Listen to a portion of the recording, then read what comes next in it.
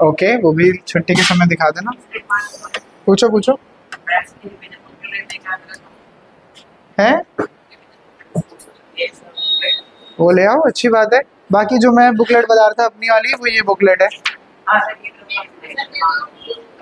ये अगर किसी को वैसे एक आध दिन के लिए लेके जानी हो या किसी को अभी से खुद से फोटो कॉपी करानी हो तो यू कैन टेक, अदरवाइज थोड़ा टाइम रुकेंगे।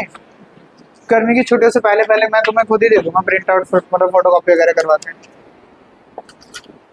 अब जैसे हम एपी चैप्टर हमने करा, तो इसमें एपी चैप्टर के मालूम है कितने क्वेश्चंस हैं? मतलब मैं खुद के बनाऊंगा, वैसी बातें ढूंढे हुए हैं। इसमें एपी चैप्टर के टोटल क्वेश्चंस है 211, और इन 211 में से मैं बताऊं 190 क्वेश्चंस ऐसे हैं जो पूरा प्रॉपर प्रीवियस ईयर में आ रखे हैं। तो ऑब्वियसली बात है, जब इतने सारे क्वेश्चन 190 क्वेश्चन आप कर लोगे जब पेपर में आ रखे हैं, तो तैयारी कैसी हो जाएगी? तो सही है, अच्छा, मोर देन इनफ है। अब हम थोड़ा लेस देन इनफ पर आते हैं और उन चीज़ों के बारे में डिस्कस करते हैं जिसके बारे में हमने अभी तक नहीं किया है।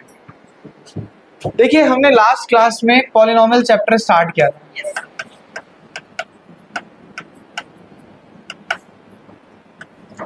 बड़ा ही अच्छा चैप्टर है ना।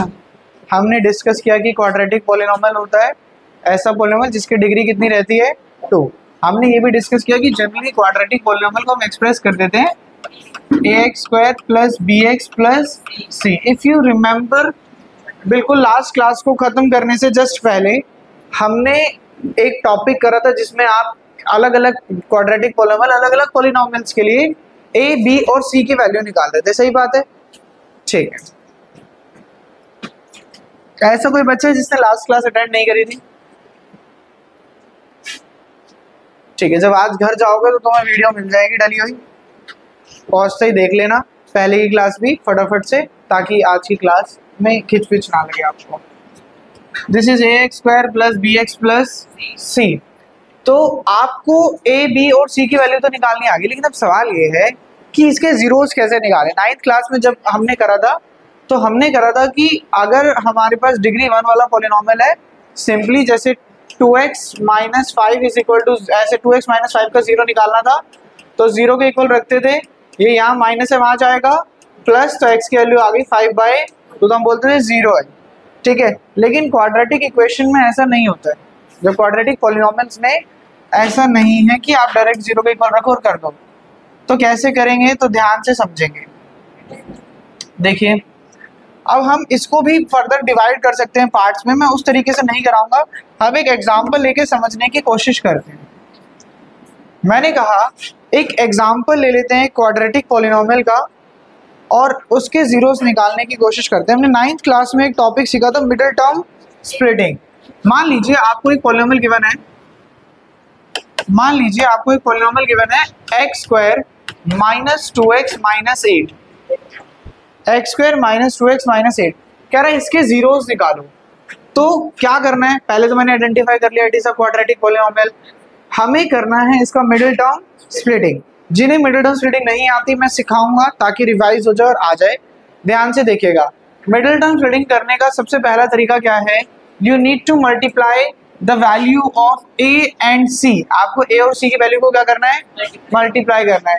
What is the value of a here, 1, कुछ भी नहीं है तो 1। What is value of c, 8 minus 8, 8 कुछ भी मान लो फिलहाल, कितना आ गया 8। जो भी ये नंबर आएगा इसका फैक्टराइजेशन करना, जो भी ये नंबर्स बने इन सभी का यूज करना है और एक ऐसा पेयर बनाना है। ध्यान से समझना, एक ऐसा पेयर बनाना है जिसे प्लस करूं या माइनस करूं तो ये बीच वाली टर्म बने। तो मैंने कहा इनका यूज करके एक ऐसा पेयर बनाओ जिससे 2 आ जाए। 2 भी कैसे, माइनस, बिल्कुल।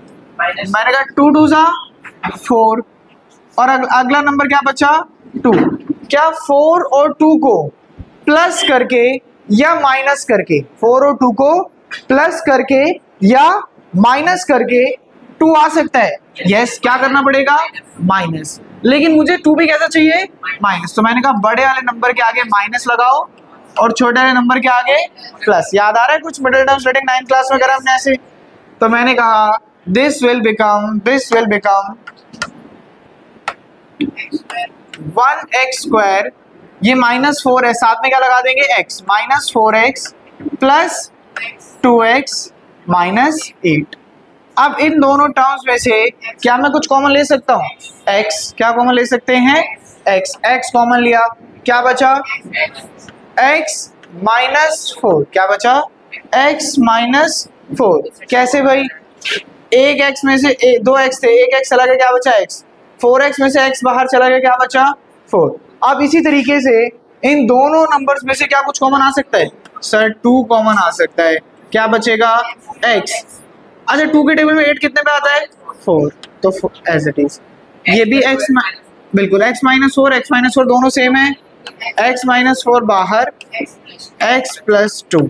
ये मिडिल टर्म स्प्लिटिंग हमने अभी तक करी है 9th क्लास तक, ठीक है। अब आगे एक स्टेप और बढ़ाना है, यहाँ पे क्या करना है? इन दोनों को 0 के इक्वल रखना है, इन दोनों को 0 के इक्वल रखना है। x -4 = 0, x + 2 = 0। 4 यहाँ माइनस है, वहाँ जाए, बिल्कुल 4 यहाँ माइनस है, वहाँ जाएगा प्लस, यहाँ प्लस है, वहाँ जाएगा माइनस। तो एक बार x की वैल्यू 4 आ रही है और एक बार x की वैल्यू -2 आ रही है। बोलो यहाँ तक कोई दिक्कत लग रही है क्या? नहीं, आसान है यहाँ तक, तो सब बिल्कुल शॉर्टेड है। अच्छा मैंने कहा कि एक और पॉलिनोमियल देखते हैं और उसके लिए कोशिश करते हैं।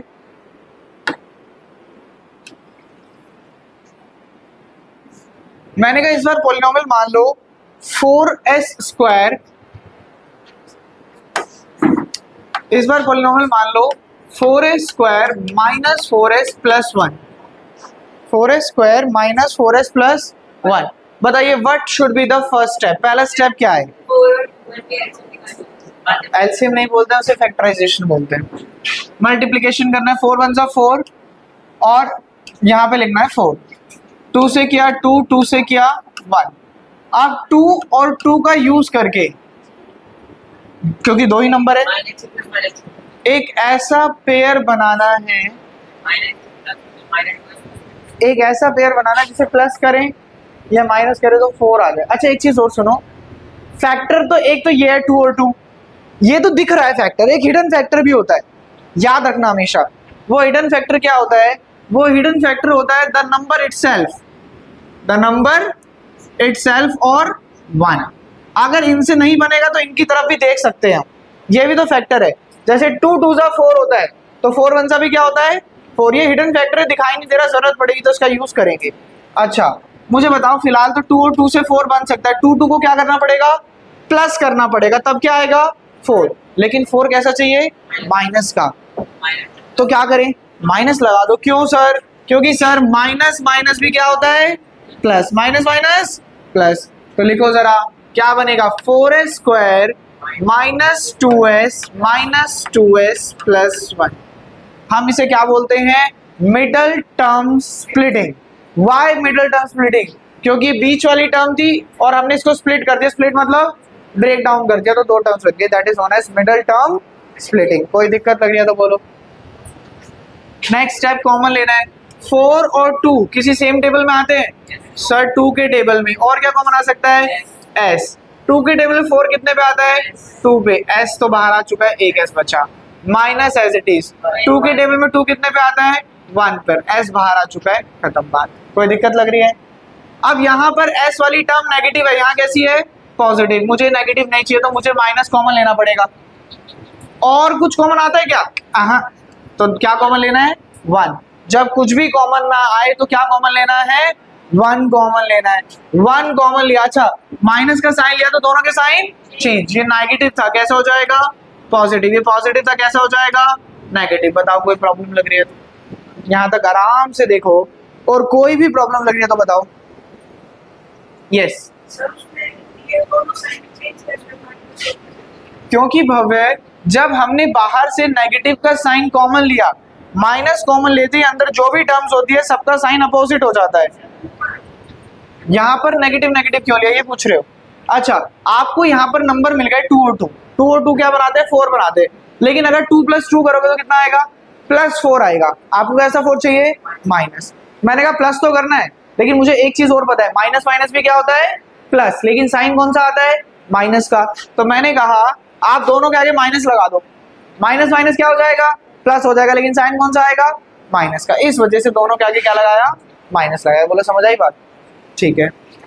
अब बताओ ये कितना है सर, 2s-1, ये कितना है, 2s-1, 2s-1 आ गया कॉमन, क्या आ गया, कॉमन। बोलो क्या बचा, 2s-1। क्या सर दोनों सेम आ सकते हैं, यस दोनों सेम आ सकते हैं। अब अगला स्टेप क्या होना चाहिए, दोनों को किसके इक्वल रखो, 0। क्या दोबारा कर कर दिखाना पड़ेगा, हाँ जी करके दिखाना पड़ेगा, ये नहीं करना कि एक ही बार कर दो दोनों सेम तो है। बोलो 2s किसके इक्वल आया, 1। बोलो s की वैल्यू कितनी आ गई, 1/2। 2s = 1 and s = 1/2। 2 जीरोस आने चाहिए थे, 2 जीरोस आ गए। क्या दोनों जीरो सेम आए तो एक मान लोगे, नहीं, ये दो अलग अलग ही माने जाएंगे। ये इसके 2 जीरोस हैं। अगर कोई प्रॉब्लम लग रही है तो बताओ, हाँ ये कंसीडर करना पड़ेगा, दो अलग अलग फैक्टर्स से निकले ना, तो दो अलग अलग कंसीडर करना पड़ेगा। अगर कोई बच्चा है जिसे लग रहा है मिडिलटन स्ट्रेटिंग में सर मुझे अभी भी प्रॉब्लम लग रही है थोड़ी सी, तो बताओ मुझे एक बार।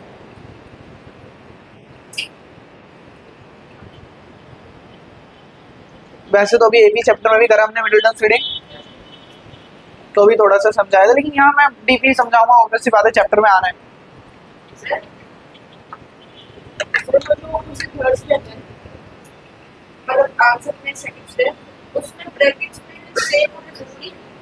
Mandatory, 100% mandatory.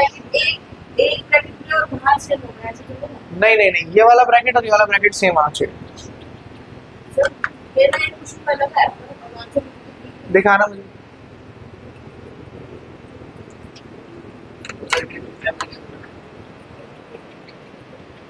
Not possible.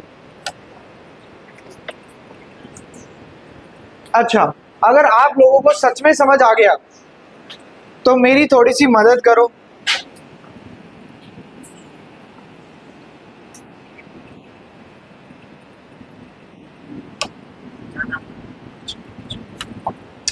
मेरी थोड़ी सी मदद करो और बताओ 6x² -7x -3, क्या आप मेरे लिए इसकी मिडिलटन स्प्लिटिंग कर पाओगे, कर दो।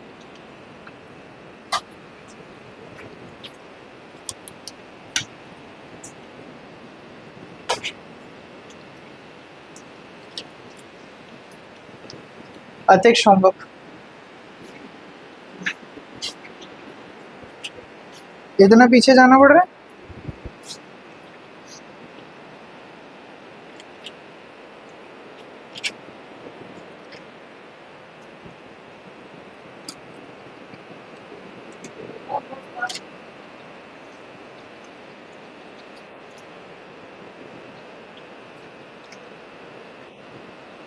ओके आपको होमवर्क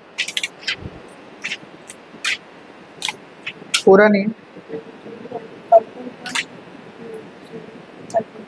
5.1 के इतने क्वेश्चन थे। 4th क्वेश्चन का कितने पार्ट है, 4 पार्ट है 4 क्वेश्चन। क्यों, आगे बढ़ाओ जरा।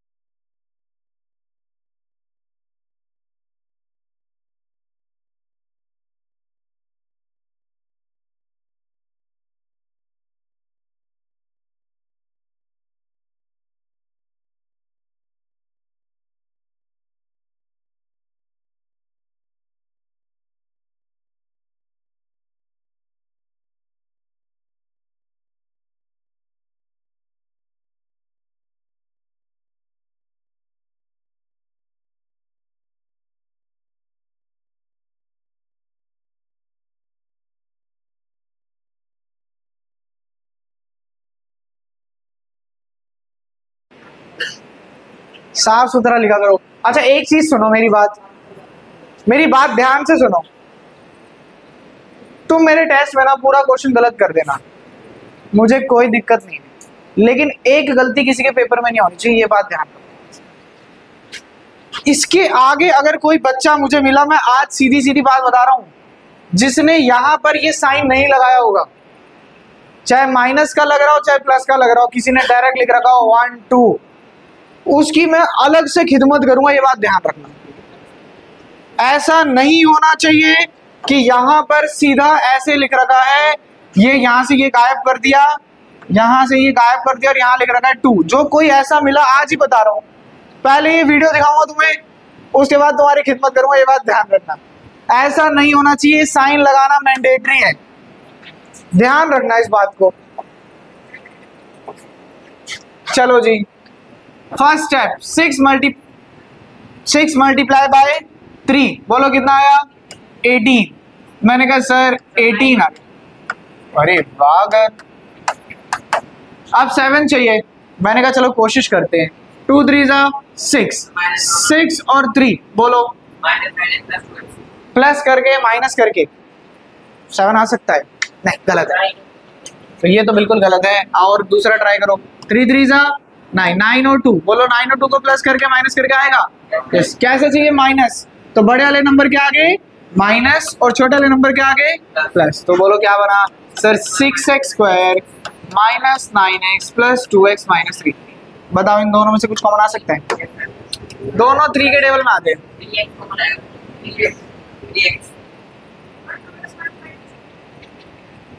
हाँ 2x माइनस 9, ठीक है।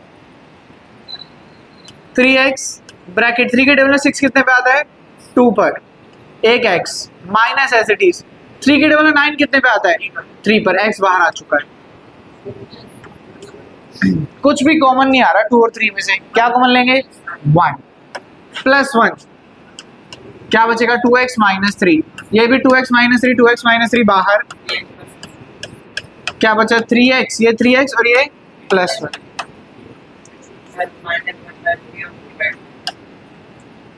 2x minus 3 equals to 0, 2x is equal to 3, x is equal to 3/2।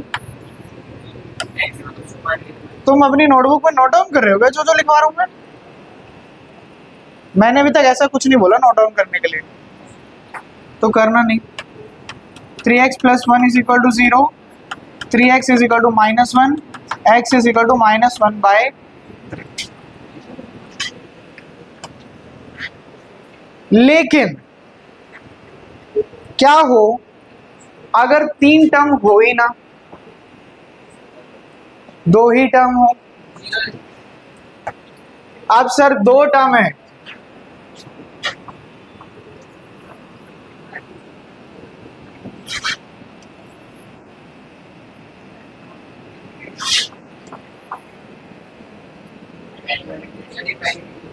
पहली टेढ़ी है।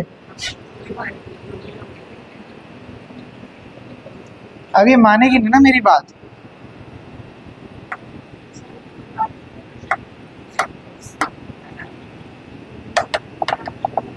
कोई बात नहीं, टेढ़ी रहने दो। सुनो मेरी बात ध्यान से। अब मैंने कहा कि 3 की जगह अगर 2 टर्म गिवन हो तो क्या? अब सर 2 टर्म कैसे हो सकती हैं? अब 2 पॉसिबिलिटीज हैं मेरे हिसाब से। मैंने कहा पहली पॉसिबिलिटी है guys 4u square plus 8u,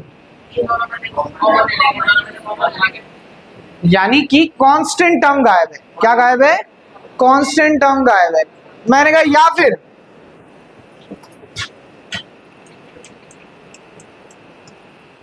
बीच वाली टर्म गायब है। आप कंपेयर करो, किससे कंपेयर करो? आप कंपेयर करो ax square plus bx plus c से। आप या तो आपकी ये वाली टर्म गायब हो सकती है या ये टर्म गायब हो सकती है। फर्स्ट पार्ट में ये टर्म गायब है, सेकंड पार्ट में ये वाली टर्म गायब है। किसी के मन में ये नहीं आ रहा सर पहली टर्म गायब हो गई तो?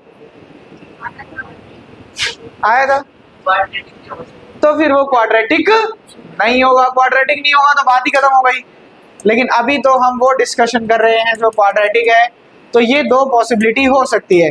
एक चीज और सुनो, एक चीज और सुनो, ये दो पॉसिबिलिटी में जब ये सेकंड वाला केस आएगा, यानी कौन सा केस, जिसमें मिडल वाली टर्म मिसिंग हो, उसमें हमेशा यहां पर नेगेटिव का साइन होगा, कभी भी पॉजिटिव का साइन नहीं होगा। आप जितने मर्जी क्वेश्चन उठा के देख लो, आइडेंटिटी बने। बिल्कुल। तो अगर ये है तो ये मत सोचना कि सर अगर एक टर्म गायब हो गई तो ये तो अलग हो गया, डिफिकल्ट हो गया। मैं कह रहा हूं ये उससे आसान है। क्यों आसान है? उधर आपको सोचना पड़ रहा था फैक्टर क्या बनेंगे, मिडल टर्म स्प्लिटिंग, यहां कुछ नहीं करना है। क्या नहीं देखना, वहां पर आपको सोचना पड़ रहा था कि क्या करें, यहां पर क्या है, यहां पर कुछ नहीं सोचना है। यहां पे आपको क्वेश्चन के टाइप्स आइडेंटिफाई करने हैं।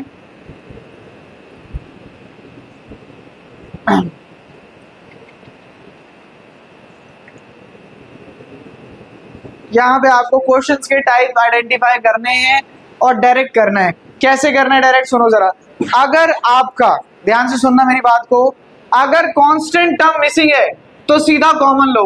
4 और 8 किसके टेबल में आते हैं? 4। और क्या कॉमन आ सकता है? u। 4 के टेबल में 4 1 पर आता है, सिर्फ u बचा। 4 के टेबल में 8 कितने पे आता है? 2। अगला स्टेप क्या होगा? अगला स्टेप दोनों को 0 के इक्वल रख दो। बिल्कुल भाई। 4u is equal to 0, u is equal to 0 by 4, और 0 को 4 से डिवाइड करेंगे तो कितना आ जाएगा? 0 आ जाएगा। u plus 2 is equal to 0, u is equal to -2। जब ये क्वेश्चन आएगा तो क्या करना है? तो आपको यहां पर जब मिडिल टर्म गायब है तो एक आइडेंटिटी बनानी है। कौन सी आइडेंटिटी बनानी है? आपको आइडेंटिटी बनानी है a square minus b square. Sir ये तो पहले से स्क्वायर की फॉर्म में है। अगर 15 की जगह 9 होता तो मैं क्या लिखता? 3 का स्क्वायर। कितना आसान हो जाता काम। लेकिन यहां पर एक ऐसा नंबर आ गया जो परफेक्ट स्क्वायर नहीं है, 15 आ गया, तो भाई रूट लगा दो उसके ऊपर। ये है t का स्क्वायर, ये क्या है? रूट 15 का square. a square minus b square, बोलो क्या होता है? a प्लस b और a minus b। a plus b मतलब t प्लस रूट 15 और a माइनस b मतलब t माइनस रूट 15। दोनों को 0 का इक्वल रखा। t plus root 15 is equal to 0। यहाँ प्लस का वहां जाएगा माइनस।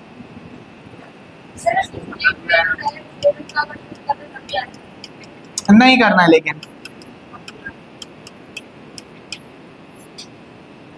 यहां तक कोई प्रॉब्लम लग रही है?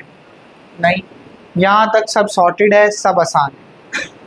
ठीक है, सब सॉर्टेड है और सब आसान है। अब आगे क्या? यहां तक तो कहानी खत्म नहीं होगी। अच्छा, मेरे को एक छोटी सी मदद चाहिए आपसे आगे का कंसेप्ट पढ़ने से पहले।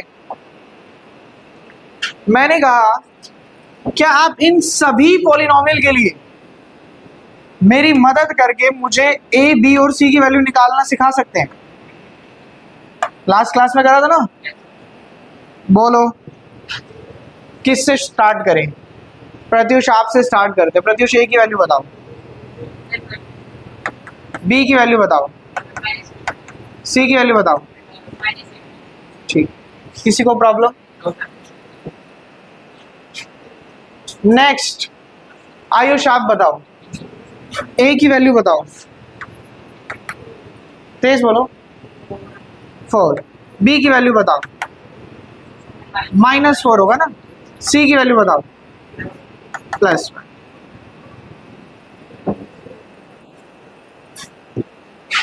गर्व, a की वैल्यू बताओ, b की वैल्यू बताओ और c की वैल्यू बताओ।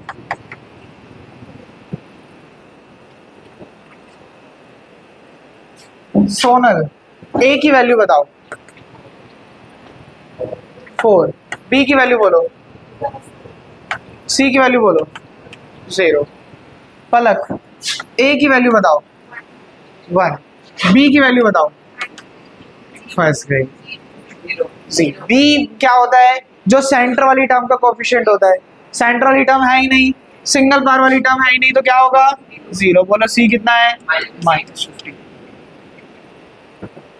यही तो सीखा था लास्ट क्लास में। अब गाइज आपको एक नई बात सुननी है और समझनी है और दिमाग में फिट करनी है कि जो ये दो जीरोस आते हैं। अच्छा एक बात बताओ, आपने हाइड्रोजन के बारे में पढ़ा है, आप हाइड्रोजन को किससे रिप्रेजेंट करते हो? सिंबल क्या है? H। क्या उसका कोई मतलब है? नहीं। कॉपर का सिंबल क्या है? Cu। क्या उसका कोई मतलब है? नहीं, वो सिर्फ उसका क्या है? सिंबल है। जैसे भाई क्लास में एक बच्चा है जिसका नाम है एकांत। एकांत का मतलब समझते हो? शांत, जो शांति रखता हो। लेकिन जरूरी है क्या वो एकांत शांति रखे? नहीं। उसके नाम से उसकी पर्सनालिटी का कोई लेन देना, it's just a symbol to represent it. इसी तरीके से जो ये दो जीरोस आए हैं, इनके कुछ सिंबल्स होते हैं, इनको रिप्रेजेंट करा जाता है कुछ सिंबल से। पहले सिंबल को बोलते हैं अल्फा और दूसरे को बोलते हैं बीटा। कोई इसको बीटा बोलते हैं और उसको अल्फा बोलते हैं, कोई दिक्कत है? नहीं, ये तो सिर्फ सिंबल है। पहले जीरो को अल्फा, दूसरे जीरो को बीटा, तो अल्फा बीटा। अरे बस बस बस, मुझे पता है तुम एबी की पाठशाला से वीडियो देखकर आए हो।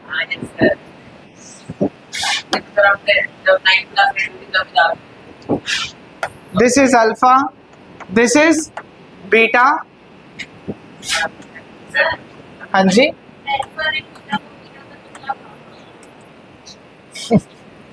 कहाँ से सुन कर आते हो? This is alpha, this is beta. ठीक है, तो अल्फा और बीटा की वैल्यू भी समझ में आ गई।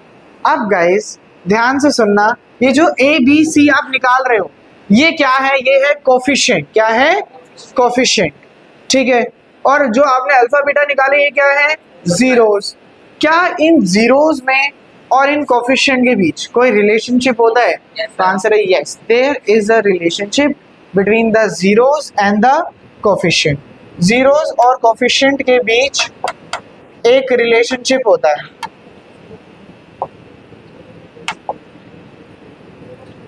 क्या रिलेशनशिप होता है समझने की कोशिश करते।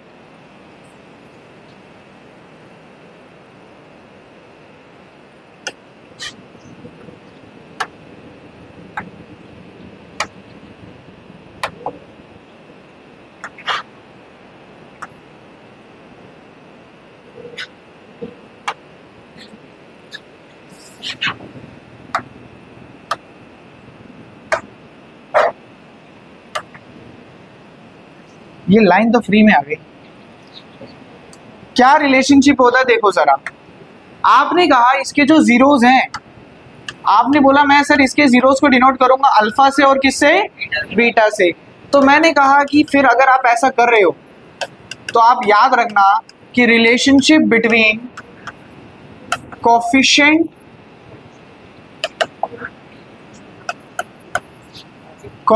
एंड जीरोस, दो रिलेशनशिप होते हैं। पहला रिलेशनशिप होता है सम ऑफ जीरोस का और दूसरा होता है प्रोडक्ट ऑफ जीरोस का। सम ऑफ जीरोस, अगर जीरो अल्फा और बीटा है तो सम क्या होगा? Alpha plus beta. प्रोडक्ट मतलब अल्फा इंटू बीटा। आपको याद रखना है सम ऑफ जीरोस इक्वल होता है माइनस बी बाई ए। आप या तो बोलो माइनस बी बाई ए या बोलो सम ऑफ जीरोस इक्वल होता है negative of coefficient of x divided by coefficient of x square. In the similar manner, the product of zeros is equal to c by e. That means the constant term over the coefficient of x square. Is it clear to all of you? अब ये relationship है यानी ये equal होते हैं। अब आपको question में क्या बोलेगा कि आप वेरीफाई करके दिखाओ कि इक्वल होते हैं। मैंने कहा चलो कोशिश करते हैं कि वेरीफाई कर सकें। आप मुझे सिर्फ इतना बताओ, अभी जो आपने पढ़ा उस हिसाब से वेरिफिकेशन के लिए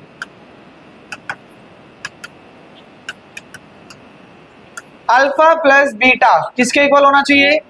माइनस बी बाय ए। आपको इक्वेट नहीं करना है, आपको प्रूव करना है ये इक्वल है। तो लेफ्ट हैंड साइड को अलग से सॉल्व करना, राइट हैंड साइड को अलग से। आप मुझे बताओ अल्फा की वैल्यू कितनी है गाइस? 4।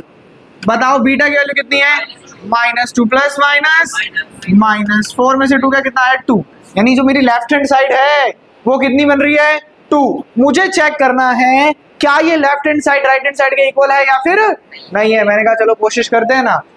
मैंने कहा माइनस बी, बोलो what is the value of B, -2। बोलो what is the value of A, 1। Minus minus cancel, 2/1 कितना आ गया 2। क्या ये इक्वल आ रहा है, यस हो गया वेरीफाई। अभी सिर्फ क्या वेरीफाई हुआ है, सम ऑफ जीरोस। अब क्या वेरीफाई करना है, प्रोडक्ट ऑफ जीरोस, यानी अल्फा इंटू बीटा, बोलो किसके इक्वल होना चाहिए, C/A। बोलो अल्फा की वैल्यू कितनी है 4, बीटा की वैल्यू बताओ कितनी है -2। 4 इंटू -2 -8। चेक करो क्या राइट हैंड साइड में -8 बन रहा है, C -8 A1, वेरी ऑब्वियस -8 हो गया। दिक्कत लगी तो बताओ। क्या ये इसके लिए तो सही था, क्या ये सबके लिए सही है। मैंने कहा भाई कोशिश कर लेते हैं।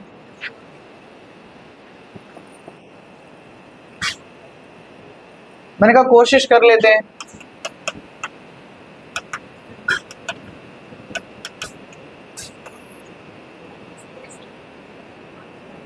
बोलो alpha plus beta minus B/A, what is the value of alpha 3/2, what is the value of beta -1/3, 3/2 minus else क्या करना पड़ेगा, एलसीएम कितना आएगा 6 3 3 9 2 1 2। जो मेरा लेफ्ट हैंड साइड है ना ये बन रहा है 7/6। अब I have to check whether right hand side is also 7/6 और नॉट। Let us try.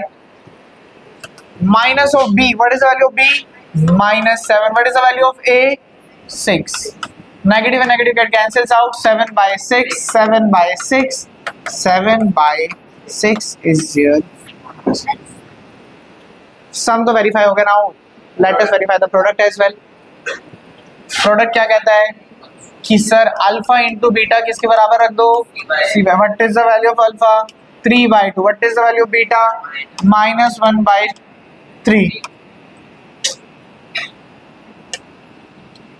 3 से 3 कैंसिल, -1/2 आ रहा है LHS। RHS देखो C -3, what is the value of A 6, 1 2 -1/2, yes they are equal. तो बिल्कुल वेरीफाई हो पा रहे हैं। मैंने कहा चलो 2 में एक और करके देखते हैं, क्या पता कहीं तो फंसे हम। बोलो अल्फा प्लस बीटा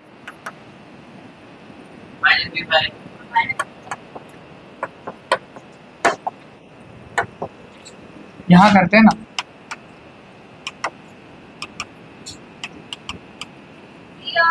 आप पहले अटेंडेंस बोल दो और खुद से ट्राई करो एक बार फटाफट।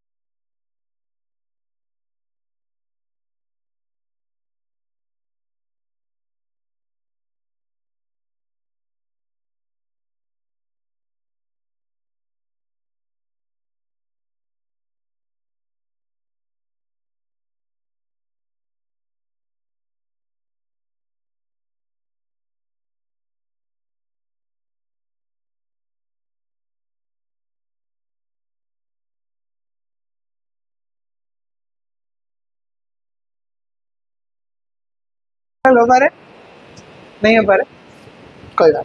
ये वाला था थोड़ा टिपिकल था। अल्फा प्लस बीटा किसके इक्वल चाहिए गाइस, -B/।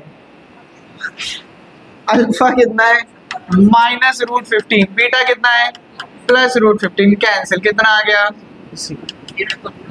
-B। बोलो B कितना है 0, A कितना है 1,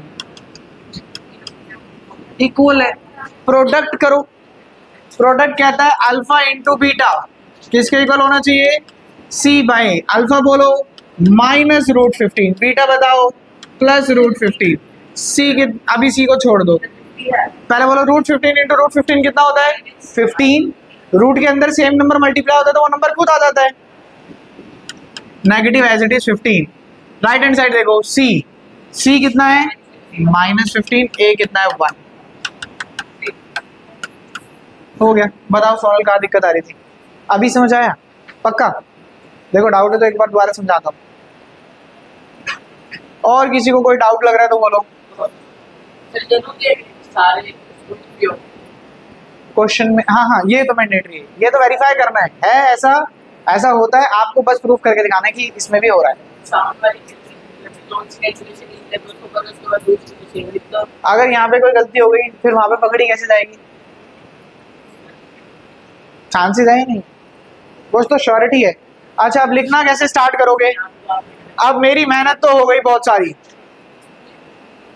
अब आप करो, सारा लिखो, वेरी गुड। यहाँ से लिखना स्टार्ट करो, मैं पेज बदलता जाऊंगा, तुम आगे जाते जाना।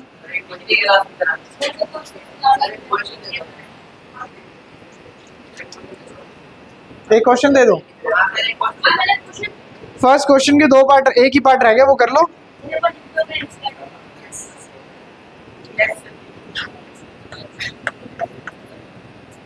हाँ जी वही जीरो फाइंड करना, रिलेशनशिप वेरीफाई करना है। कोई कुछ पूछ रहा था क्या? वीडियो को पॉज कर दे जब तक आप लोग काम कर रहे हो, है ना, बेमतलब में लेंथ बढ़ेगी।